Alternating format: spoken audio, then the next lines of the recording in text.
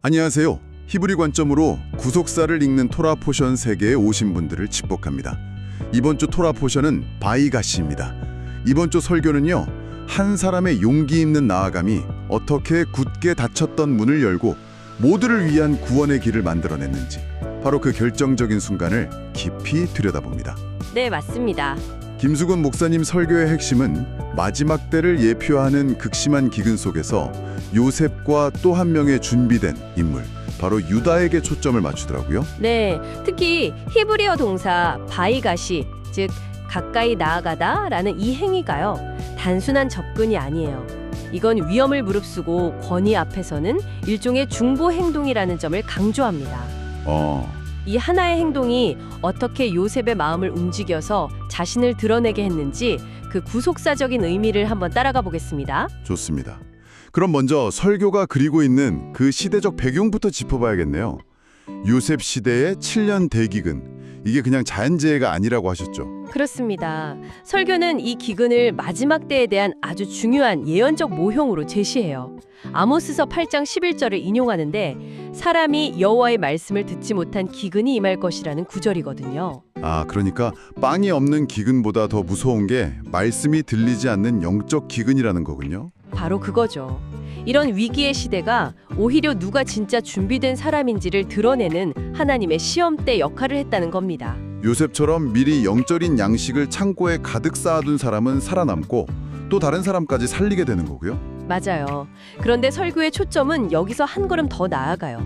이 기근이 요셉이라는 준비된 인물뿐만 아니라 전혀 예상치 못했던 또 다른 한 사람을 역사의 무대 중심으로 끌어냈다는 점입니다. 바로 유다 말이군요. 네, 바로 유다입니다. 그를 통해 구속사와 마지막 때를 여는 핵심적인 행동, 바이가쉬가 등장하게 되죠. 바이가쉬, 설교 제목이기도 한 이 단어가 등장하는 장면이 정말 극적이었어요. 요셉의 은잔을 훔쳤다는 누명을 쓴 막내 베냐민이 붙잡히는 순간, 형제들은 다 절망하고 두려움에 떠는데 네네. 오직 한 사람, 유다만이 애굽 총리 앞으로 가까이 나아갑니다. 네, 창세기 44장 18절. 유다가 그에게 가까이 가서 이르되, 바로 그 장면이죠. 여기서 가까이 가서가 히브리어로 바이가쉬입니다. 근데 이게 그냥 물리적으로 다가갔다 이런 뜻이 아니거든요. 그런가요? 네, 자신보다 훨씬 높은 권위자, 뭐랄까 생사여 탈권을 쥔 존재 앞에서 목숨을 걸고 나아가는 행위를 의미해요. 엄청난 용기가 필요한 거죠. 정말 놀라운 건 그 행동을 한 사람이 바로 유다라는 점이에요. 22년 전에는 동생 요셉을 노예로 팔자고 했던 장본인이잖아요. 맞아요. 이건 뭐 거의 180도 다른 모습인데, 설교에서 그 22년의 세월 동안 유다에게 어떤 변화가 있었는지 두 가지로 딱 짚어주시더라고요. 네, 그게 이 이야기의 핵심입니다. 첫 번째 변화는 설교의 표현을 빌리자면 아버지의 마음을 헤아리게 된 것이에요. 아버지의 마음이요? 네, 유다가 총리 앞에 엎드려서 베냐민을 변호하는데 그 짧은 간청 속에서 나의 아버지 또는 그의 아버지라는 단어를요 무려 16번이나 반복합니다. 16번이나요? 와, 이건 그냥 상황 설명이 아니네요. 완전히 아버지의 입장에 되어서 그 심정으로 이야기하는 거군요. 정확합니다. 우리 아버지와 막내의 생명이 하나로 묶여있기 때문에 이 아이를 잃으면 아버지는 슬퍼하며 죽게 될 겁니다. 이 부분에서 그 절절함이 느껴지죠. 이게 바로 영적 성숙의 첫 번째 증거라고 설교는 강조해요. 과거 자기 욕망에 따라 동생을 팔았던 유다가 이제는 아버지의 고통을 자기 고통처럼 느끼게 된 거군요. 맞습니다. 진정한 중보의 첫걸음은 바로 이 공감, 다른 이의 아픔을 나의 아픔으로 여기는 마음에서 시작된다는 거죠. 이 변화는 아버지 야곱도 이미 알고 있었던 것 같아요. 그랬나요? 네. 다른 아들들이 베냐민 데려가겠다고 할 땐 꿈쩍도 안 하던 야곱이 유다가 내가 그 아이의 담보가 되겠습니다 라고 했을 때 비로소 마음을 열고 베냐민을 내어주거든요. 와, 아버지의 마음을 알게 된 것. 그게 유다를 바꾼 첫 번째 동력이었군요. 하지만 거기서 멈추지 않고 한 걸음 더 나아가잖아요. 그게 이제 두 번째 변화랑 관련이 있는 것 같고요. 네, 바로 예수의 형상을 회복한 것, 즉 대속적 중보의 모습을 보인 겁니다. 창세기 44장 33절의 이 말이 중요해요. 청하건대 주의 종으로 그 아이를 대신하여 머물러 있어 내 주의 종이 되게 하시고. 그냥 동생이 불쌍하니까 대신 벌받겠다.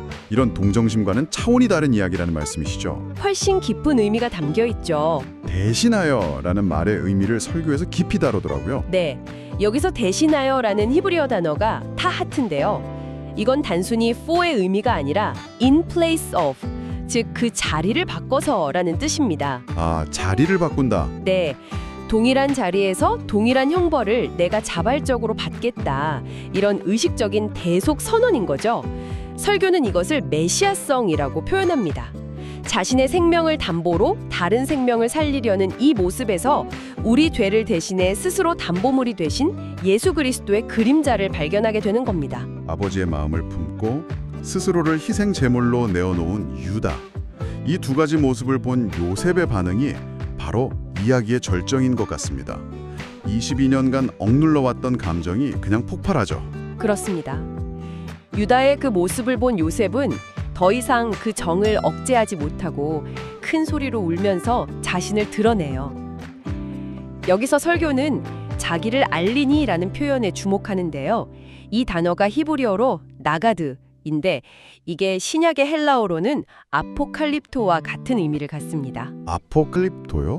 네, 바로 계시, 즉 덮개를 벗겨서 감춰진 비밀을 드러낸다는 뜻이죠. 아, 그러니까 요셉의 정체가 드러난 게 그냥 정해진 시간표에 따라 일어난 게 아니군요. 유다의 그 중보적인 행위에 의해서 촉발되었다는 거네요. 바로 그 지점입니다. 와, 이걸 들으니까 기도에 대한 생각이 좀 바뀌는 것 같아요. 단순히 뭔가를 요청하는 걸 넘어서 하나님이 일하실 수 있는 조건을 만들어가는 아주 적극적인 행위처럼 느껴집니다. 맞습니다. 여기서 성경 전체를 관통하는 아주 중요한 영적 원리가 드러나는 거예요. 바로 중보가 쌓이면 계시가 열리고 구원이 확장된다는 구조입니다. 중보가 쌓이면 계시가 열리고 구원이 확장된다. 네. 유다의 진실한 중보가 요셉의 정체라는 계시를 열었고 그 계시를 통해 야곱의 온 가족 70명이 기근에서 구원받는 길로 이어졌습니다. 설교에서 이 원리가 성경의 다른 위대한 인물들에게서도 똑같이 나타난다고 이야기하더라고요. 네, 그렇죠. 모세가 이 백성의 죄를 사하시옵소서, 그렇지 않으시면 주의 책에서 내 이름을 지워버려 주옵소서라고 중보했을 때 하나님의 진노가 멈췄고요. 에스더가 죽으면 죽으리이다라고 바이가시하며 왕 앞에 나아갔을 때 하만의 정체가 폭로되고 민족이 구원받았죠. 맞습니다. 아비가일도 그랬고 궁극적으로는 십자가 위에서 예수님께서 아버지여 저들의 사하여 주옵소서라고 중보하셨을 때 그가 하나님의 아들이심이 드러나고 온 인류를 위한 구원의 길이 열린 겁니다. 유다의 불완전한 중보는 바로 이 십자가에서 완성된 것이죠.